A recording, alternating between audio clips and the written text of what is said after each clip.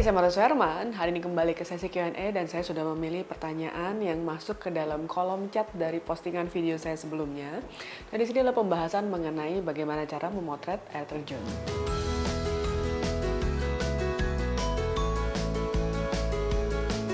Makasih banyak buat teman-teman yang sudah kirim email dan juga menuliskan komentar dan juga pertanyaannya di kolom chat di postingan saya sebelum-sebelumnya. Hari ini saya memilih satu buah pertanyaan. Satu buah pertanyaan ini datang dari @wisata3092. Di sini bertanya, tanya untuk foto air terjun, filter apa saja yang dibutuhkan. Dan sebelum saya masuk ke pembahasan kali ini, saya ingin mengucapkan makasih banyak buat teman-teman semua yang selalu support channel ini, yang selalu sharing bagi teman-teman lain yang sedang belajar fotografi. Dan juga buat teman-teman di sini yang mungkin baru aja ketemu channel ini, jangan lupa di-subscribe karena setiap minggunya saya membahas tentang fotografi dan juga beragam industri kreatif. Dan juga buat teman-teman yang menanyakan apakah bisa memanggil saya untuk kebutuhan kampus, perusahaan, ataupun komunitas, teman-teman bisa langsung kontak ke nomor di bawah ini, nanti akan dibantu oleh administrasi saya. Demikian juga buat teman-teman di sini yang mungkin sedang berusaha untuk membangun satu buah usaha UMKM, atau mungkin bekerja pada satu perusahaan dan membutuhkan jasa marketing, strategis, ataupun branding, teman-teman juga bisa langsung kontak ke nomor di bawah ini, nanti akan dibantu oleh administrasi saya. Nah, di sini di postingan saya sebelumnya, di video saya yang membahas mengenai permainan ND filter pada foto landscape. Nah, di sini ada satu pertanyaan. Jadi buat teman-teman di sini, mungkin saya jarang banget membalas pada komentar-komentar di kolom-kolom chat di bawah ini. Nah, tapi bukan berarti saya nggak memperhatikan. Saya memperhatikan beberapa pertanyaan dari teman-teman, dan kebetulan hari ini ada kesempatannya nih aku ingin menjawab. Jadi buat teman-teman di sini mungkin banyak banget fotografer yang suka landscape ya, suka traveling, atau mungkin teman-teman di sini yang juga suka trekking gitu ya. Nah, penasaran pengen banget mengabadikan foto air terjun. Foto air terjun ini sebenarnya banyak banget triknya yang bisa mungkin teman-teman eksekusikan ya. Karena biasanya air terjun juga bentuknya beda-beda nih. Ada air terjun yang mungkin kita ambilnya bisa dari jarak jauh atau bisa juga kita ambil dengan jarak dekat. Dan di sini juga kondisinya kan, apakah teman-teman di sini bisa langsung memotret tanpa menggunakan filter khusus atau membutuhkan filter khusus supaya foto kamu bisa jauh lebih maksimal. Nah, hari ini saya akan coba share beberapa tips buat teman-teman sekalian bagaimana caranya memotret air terjun. Mungkin buat teman-teman yang sudah sering bisa mungkin bantu juga di kolom komentar nambahin mungkin kalau ada yang aku lupa sebutkan. Nah, yang pertama, di sini teman-teman pastinya harus mengetahui teori triangle exposure dulu nih. Karena kalau teman-teman sudah mengerti mengenai triangle exposure, teman-teman pasti tahu apa kaitannya antara aperture, shutter speed, dan juga ISO. Di sini ada kaitannya dengan teknis foto apa yang kamu ingin gunakan pada saat kamu memotret. Jadi kalau teman-teman ingin memotret dengan teknik slow shutter speed, nah teman-teman harus tahu apa yang harus di-adjust gitu ya. Dan di sini kalau teman-teman ingin memotret dengan teknik high shutter speed, di sini juga teman-teman harus tahu apa yang harus di-adjust. Pastinya di sini ada satu shutter speed yang harus kamu kulik untuk mendapatkan sesuai dengan yang kamu inginkan. Banyak banget teman-teman di sini yang mungkin sering banget ya ngeliat satu buah foto yang kok foto airnya itu kayak kapas. Nah, di situ efek foto yang berbentuk seperti kapas saking halusnya itu menggunakan filter-filter khusus pastinya. Tapi ini juga bukan tidak mungkin diabadikan tanpa menggunakan filter khusus. Jadi ada kalanya misalkan kalau teman-teman memotret dalam kondisi yang mungkin kurang cahaya atau artinya misalnya lagi mendung gitu ya. Nah, di sini teman-teman sebenarnya tidak membutuhkan sebuah filter. Ada beberapa air terjun yang aku pernah kunjungi, nah mungkin lokasinya itu tidak berada di lokasi yang dengan alam terbuka. Artinya misalkan memasuki satu buah gua gitu ya. Atau mungkin dia terpencil di dalam satu hutan tertentu. Nah, di sana kadang-kadang cahaya yang masuk tidak begitu banyak. Otomatis teman-teman di sini bisa menggunakan slow shutter speed. Slow shutter speed pastinya teman-teman membutuhkan sebuah tripod. Jadi kalau teman-teman memotret dengan tripod, itu akan membantu mempertahankan benda-benda yang tidak bergerak untuk tetap tajam. Dan air yang bergerak itu akan direkam sesuai dengan gerakannya gitu ya. Jadi otomatis yang bergerak itu akan berubah menjadi sebuah efek blur gitu ya, yang terlihat seperti kapas. Buat teman-teman di sini yang mungkin masih bingung kayak gimana sih caranya memakai satu buah tripod, teman-teman bisa cek di video di bawah ini. Inilah pembahasan mengenai bagaimana caranya memaksimalkan photoshoot kamu dengan menggunakan tripod. Dan juga tadi aku sebutin mengenai triangle exposure. Kalau teman-teman belum pernah nonton, teman-teman juga bisa langsung simak di video di bawah ini pembahasanku mengenai teori dasar fotografi tentang triangle exposure. Dan kemudian ada hal-hal yang lainnya yang teman-teman harus perhatikan adalah misalnya membutuhkan shutter release. Nah, shutter release ini penting banget kalau teman-teman menghindari segala macam guncangan gitu ya di sana. Jadi teman-teman gunakan shutter release supaya tangan kamu tidak bersentuhan sama sekali dengan kamera. Jadi itu juga beberapa notes mungkin yang bisa teman-teman gunakan pada saat teman-teman ingin memotret. Tips yang kedua adalah teman-teman coba perhatikan apakah tempat air terjun yang kamu ingin abadikan itu lebih bagus diabadikan pada pagi hari, siang hari, sore, atau bahkan mungkin di malam hari. Karena ada juga beberapa teman-teman yang mengabadikan malam hari, ingin mengabadikan ada Milky Way-nya yang melintang di langitnya gitu ya. Nah, karena itu sangat possible banget kalau kamu ingin melakukan itu. Artinya di sini kamu pasti akan membutuhkan beberapa ekstra cahaya kalau kamu memotret di malam hari. Nah, kemudian di sini biasanya ada beberapa lokasi yang memang tidak membutuhkan matahari pagi atau matahari sore. Artinya ada beberapa lokasi yang memang lokasinya terletak mungkin agak dalam, di dalam gua atau dia mungkin di dalam hutan gitu ya. Nah di sini kamu mau motret pagi hari malah kekurangan cahaya karena kondisinya itu memang terpencil dan memang sedikit cahayanya.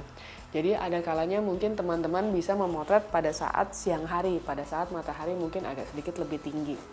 Di sini penting banget untuk mengetahui lokasi ini lebih bagus diambil pada saat kapan, karena teman-teman pasti kalau bertraveling ya, berlibur atau misalkan jalan-jalan ke satu tempat ingin memotret beberapa destinasi yang sudah masuk ke dalam wishlist kamu nih, teman-teman harus mengatur waktu dengan sangat baik ya.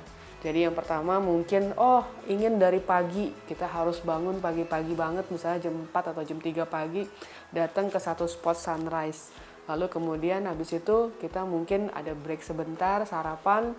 Habis itu mungkin pengen ke spot yang berikutnya. Nah, spot mana yang kira-kira memang bisa diabadikan pada saat siang hari.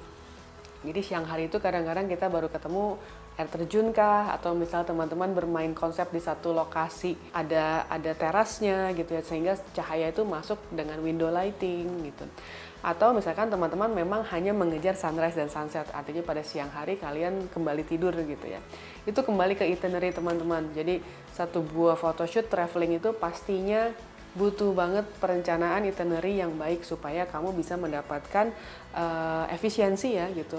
Efisien pada saat kalian memotret bisa mendapatkan banyak destinasi di sana. Nah kemudian tadi pertanyaannya adalah mengenai filter nih. Tadi aku sempat jawab juga di sebelumnya adalah bahwa kita kadang-kadang memang membutuhkan filter tersebut tergantung kondisi cuacanya. Ada beberapa filter yang mungkin teman-teman bisa pertimbangkan. Yang pertama memang tadi disebutkan mengenai ND filter itu.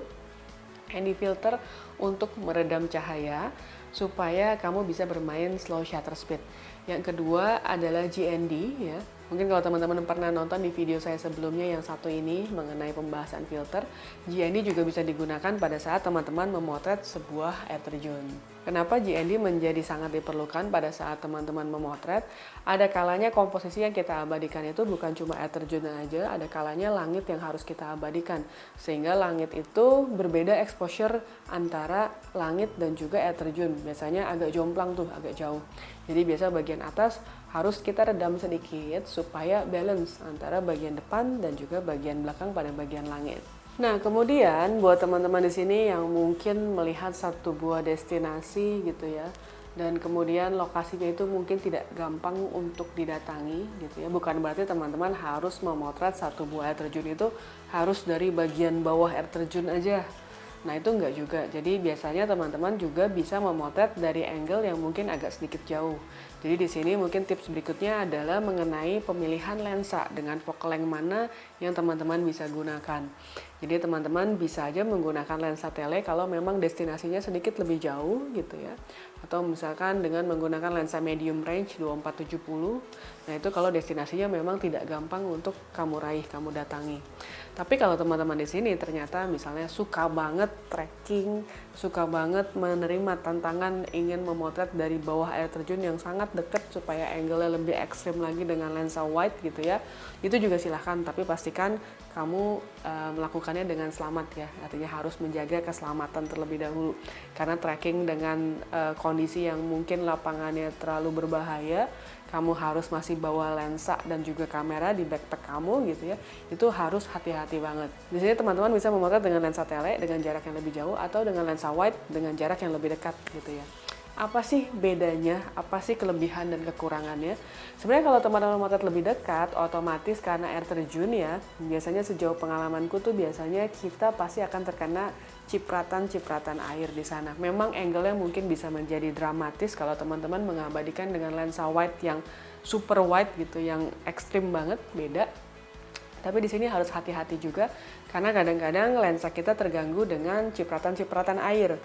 Dan di sini juga biasanya kita harus siap sedia membawa kain lap dan juga beberapa cover gitu ya supaya kamera kita juga tetap terlindungi. Buat teman-teman yang memiliki kamera dengan weather shield yang baik, nggak apa-apa, mungkin masih aman gitu ya, cuma kena splash-splash aja. Tapi yang weather resistant yang kurang baik itu harus hati-hati ya, karena kadang-kadang nggak lucu juga kalau misalnya habis pulang ternyata kamera kita malah jadi rusak gitu ya. Oke, nah berikutnya tadi kita sempat bicara tentang triangle exposure.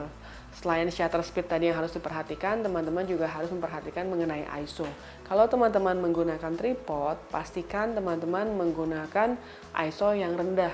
Karena di sini tripod otomatis memungkinkan kamu untuk memotret dalam kondisi yang sangat rendah speednya gitu ya. Dan kalau memang udah bisa rendah, ngapain kamu pakai ISO tinggi lagi? Karena biasanya ISO tinggi digunakan supaya kita bisa mengejar shutter speed atau mengejar pemotretan dengan tanpa menggunakan tripod gitu ya. Jadi di sini pastikan kamu menggunakan ISO yang lebih rendah supaya hasil foto kamu jauh lebih bersih. Oke, kemudian tips berikutnya yang mungkin tidak ada kaitannya dengan teknis fotografi. Di sini juga teman-teman harus mengetahui momen-momen terbaik ya untuk memotret. Karena aku pernah banget satu kali trip itu ke Kamboja, kita udah jalan jauh banget gitu ya, tapi ternyata sampai di atas airnya tuh lagi surut, jadi airnya kecil banget. Nah di sini kadang-kadang kalau kita tidak tahu kapan timing terbaiknya, ini juga mungkin bisa menjadi satu hal yang menjadi penghalang untuk kita mendapatkan satu buah foto yang baik gitu ya, karena ekspektasinya airnya tuh bagus, besar, deras gitu, tapi ternyata nongolnya kok airnya dikit banget gitu ya. Nah itu jadi teman-teman harus pastikan juga, coba cek tour guide lokal supaya teman-teman bisa mendapatkan momen terbaiknya pada saat teman-teman datang. Dan juga di sini ada kalanya juga kita harus memastikan bukan airnya banyak saja, tapi air banyak dalam kondisi yang cukup baik. Karena mungkin kalau terlalu banyak juga ada kalanya beberapa destinasi malah jadi tidak menarik, mungkin terlalu deras gitu ya airnya. Dan kalau kita menggunakan shutter speed tinggi dengan air yang cukup deras, biasanya harus hati-hati terhadap overexposure karena air itu biasanya kan akan menjadi putih gitu ya. Dan ketika dia putih, kita kadang-kadang suka terlena ternyata bukan cuma sekedar putih aja, tapi ini malah jadi overexposure. Apa yang menyebabkan satu buah foto itu tidak bagus karena overexposure? Karena detailnya itu menghilang, terlalu putih, tidak ada detail sama sekali. Jadi itu juga harus hati-hati. Bukan berarti satu buah foto shutter speed itu selama-lamanya akan membuat satu buah foto yang baik, atau terlalu cepat juga menjadi buah foto yang baik. Nah itu juga sebenarnya kembali ke selera teman-teman sebagai fotografer, harus tahu timing yang mana. Dan ini biasanya harus ada trial and error-nya karena aku nggak bisa kasih formulasi yang precise banget. Yang harus shutter speed segini, aperture segini, ISO segini itu nggak bisa. Kecuali kalau kita hunting bareng gitu ya, kita photoshoot bareng, aku mungkin bisa kasih clue. Oh ini kondisi seperti ini, motretnya dengan kondisi seperti apa. Tapi kalau aku bicara sekarang di sini, aku percaya teman-teman pasti akan menghadapi kondisi-kondisi yang berbeda-beda. Jadi harus dicoba banyak-banyak latihan dan di situ kamu pasti akan menemukan kalau kondisi seperti ini kita pakai formulasinya seperti ini gitu ya. Jadi mudah-mudahan tips ini bisa membantu teman-teman yang mungkin baru aja belajar foto air terjun. Dan juga buat teman-teman yang mungkin ada pertanyaan lain, silahkan tulis di kolom komentar di bawah ini. Siapa tahu pertanyaan kamu akan saya jawab di video saya berikutnya. So thank you for watching, see you on the next video. Bye.